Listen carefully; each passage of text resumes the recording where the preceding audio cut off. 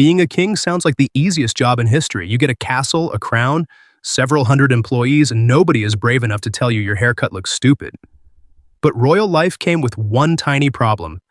Everything could kill you: your pets, your furniture, your dinner, even somebody's mom standing on a roof with one loose tile and excellent aim. These are 9 rulers who had armies, palaces, and divine authority, yet still got taken out by the kind of nonsense that would make an insurance company quietly close your file. And yes, some of these stories come from ancient or medieval chroniclers. Whenever the evidence gets shaky, I'll tell you. Because history is already ridiculous enough without us helping it cheat. 1. Alexander of Greece. Let's begin with a king who was defeated by a domestic disagreement between a dog and a monkey. Alexander became king of Greece in 1917 when he was only 23. He was not originally supposed to inherit the throne. His father and older brother were pushed into exile during World War I, so Alexander basically received the crown through the royal version of somebody canceling their shift. Then, in October 1920, he was walking around the royal estate near Athens. His German shepherd got into a fight with a Barbary macaque owned by a palace employee. Alexander tried to separate them. A second monkey joined the argument and bit the king several times. The wounds were cleaned, but the infection spread. His doctors considered amputation, yet nobody wanted to make that decision. So everyone hesitated. Great group project. Alexander developed sepsis and died about 3 weeks later at only 27. His death helped bring his exiled father back and changed Greece's war in Asia Minor. Winston Churchill later suggested that hundreds of thousands of deaths followed indirectly from that one monkey bite. So one dogfight became a royal death, a government crisis, and a geopolitical disaster. The monkey presumably returned to normal monkey business. 2. Béla I of Hungary. Next is Béla I of Hungary, a king whose throne may have taken the phrase "overthrow the monarchy" a little too literally.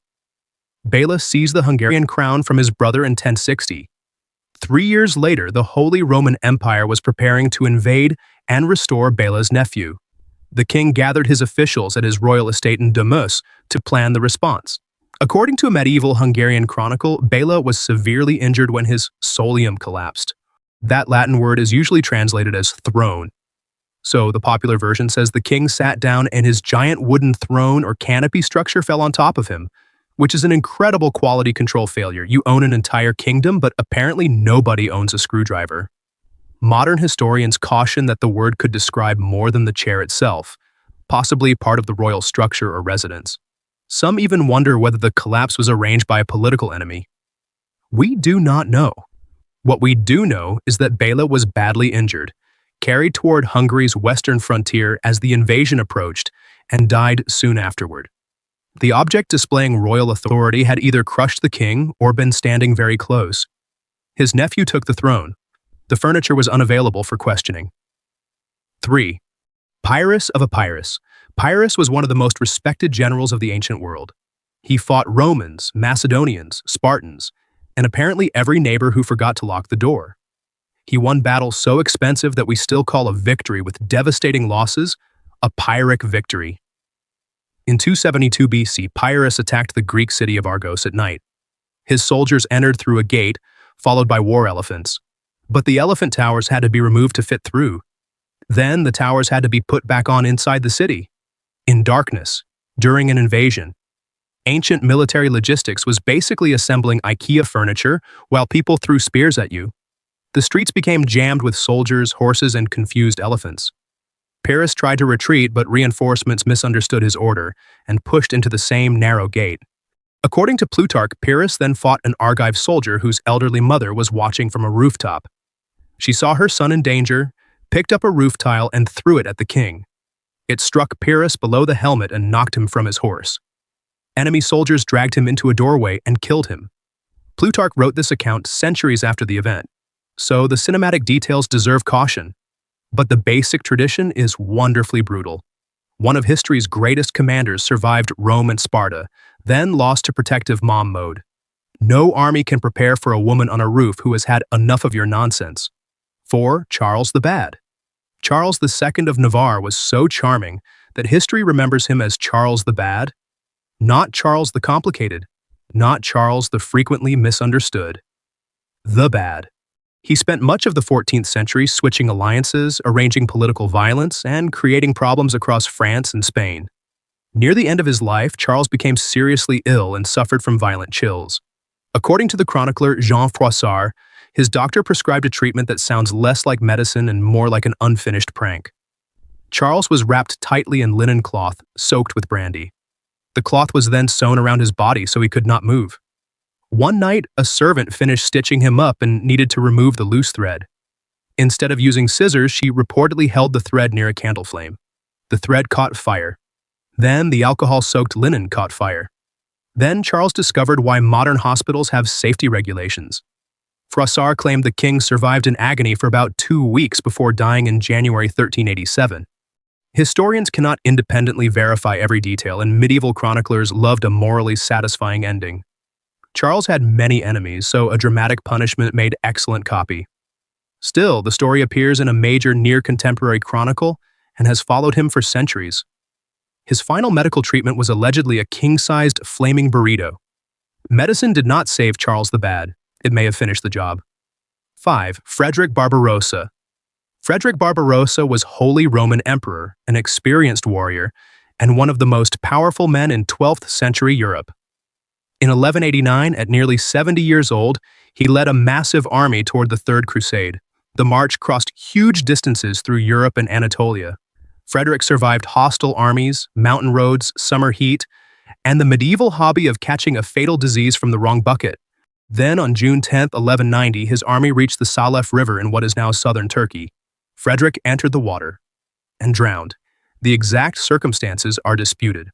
One account says he tried to swim across and was swept away. Another says his horse threw him while crossing. Another says he entered the river simply to cool down. Some descriptions make the water sound dangerously fast. One hostile chronicler claimed it was not even waist deep. History cannot agree on the method, only the embarrassing result. The emperor had successfully moved an army across a continent, then failed to move himself across one river. His death shattered morale. Many German crusaders turned around and went home, while only a fraction continued toward Acre. Frederick's body was reportedly divided for burial after attempts to preserve it failed. So the expedition lost its leader, most of its manpower, and any remaining enthusiasm for swimming. 6. William II of England. William II, known as William Rufus, ruled England after his father, William the Conqueror. On August 2, 1100, he went hunting in the New Forest with a group of nobles, including his younger brother Henry. At some point, an arrow entered William's chest and pierced his lung. The earliest account, the Anglo-Saxon Chronicle, simply says he was shot by one of his own men. Later writers blamed a nobleman named Walter Tyrrell and added a story about an arrow bouncing off a tree. Those details may have been decorated over time. The important part is that the king died in the forest and his hunting companions reacted with touching loyalty. They left. William's body remained on the ground until local men found it and carried it away. Meanwhile, his brother Henry did not waste time organizing a memorial. He raced to Winchester, secured the royal treasury, and had himself crowned king within days. Walter Tyrrell fled the country. Was it a hunting accident? Was it an assassination? Historians still disagree because the evidence is basically one dead king, one missing archer, and one extremely motivated younger brother. William had spent his reign controlling England with force. Then someone in his own hunting party apparently selected the wrong target, or the correct one. Legally speaking, let's call it an aggressively successful succession plan. 7. Mithridates VI.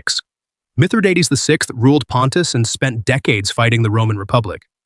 He also had a small personal concern. He believed somebody might poison him. This was not unreasonable because his father had reportedly been poisoned at a banquet, and royal family dinners were basically corporate retreats with antidotes. Mithridates studied toxic substances and supposedly took small doses to build resistance. His name eventually gave us Mithridatism, the practice of protecting yourself by gradually exposing your body to poison. Then Rome finally defeated him. His own son rebelled, his supporters abandoned him, and capture looked inevitable. According to ancient accounts, Mithridates decided to take his own life with poison rather than appear in a Roman victory parade. The poison failed. The man who had spent years making himself difficult to poison had become inconveniently difficult to poison. Ancient writers disagree about exactly what happened next. In one version, he asked a loyal bodyguard to kill him with a sword. In another, he died fighting soldiers sent by his rebellious son. Modern historians also note that he may simply have had too little poison left after sharing it with his daughters, so his immunity may not deserve all the credit. But Rome enjoyed the irony and repeated it enthusiastically. Mithridates created the ancient world's greatest anti-poison subscription service, then discovered cancellation was surprisingly difficult. 8. George II of Great Britain. George II is often introduced online as the king who died on the toilet. That is catchy. It is also not quite what the evidence says. On the morning of October 25, 1760, George woke early at Kensington Palace, drank hot chocolate, and went to use his private toilet. Soon afterward, servants heard a loud crash. They found the king on the floor unresponsive. His physician later wrote that George appeared to have finished using the toilet and was moving toward his writing desk when he collapsed. So technically, he did not die on the toilet. He died during the short commute from the toilet to work. An autopsy found catastrophic damage involving his heart and aorta, generally described as an aortic dissection and rupture. The physician believed physical strain contributed, although modern researchers debate the exact mechanism. Either way, the toilet did not assassinate the king. It was merely present at the scene and has been taking the blame for more than 200 years. George had ruled for over 3 decades, fought wars across multiple continents, and survived several political crises. His final historical headline became bathroom content. Royal reputation is fragile. You can spend 30 years governing an empire, but if your last known location was near a toilet, the internet has already written your biography. 9. Adolf Frederick of Sweden. Finally, we have Adolf Frederick of Sweden, the king supposedly killed by dessert. On Shrove Tuesday in 1771, Adolf Frederick ate a famously large dinner. Later versions describe lobster, caviar, smoked herring, sauerkraut, meat, champagne, and 14 servings of semla. Semla is a sweet Swedish bun filled with almond paste and cream, traditionally served in warm milk. 14 servings would be less of a dessert and more of a construction project. The king died that evening. Naturally, history connected the two events and declared him the ruler who ate himself to death. There is just one problem. The most entertaining version is probably exaggerated. Sweden's royal armory notes that his doctors identified a stroke, and modern historians have questioned both the famous menu and the exact number of buns. The overeating story may have been spread by political opponents who wanted the king remembered as weak and ridiculous. So Adolf Frederick may not have died because of 14 semlas. He may have suffered a stroke after dinner, and then been bullied by dessert for the next 2.5 centuries. That is a different type of bad luck. Alexander was killed by infection. Pyrrhus got a roof tile. Adolf Frederick got fact-checked by pastry. The buns survived. Their reputation improved dramatically. His did not, so being king did provide wealth, power, and a very shiny hat. But it could not protect you from infection, collapsing architecture, questionable medicine, suspicious hunting buddies, rivers, heart problems, or aggressive baked goods. And the crown sometimes made things worse. When an ordinary person has a weird accident, the family may avoid discussing it. When a king has one, historians preserve every humiliating detail for 1,000 years. That may be the real royal curse. You do not merely have bad luck. Your bad luck becomes educational content.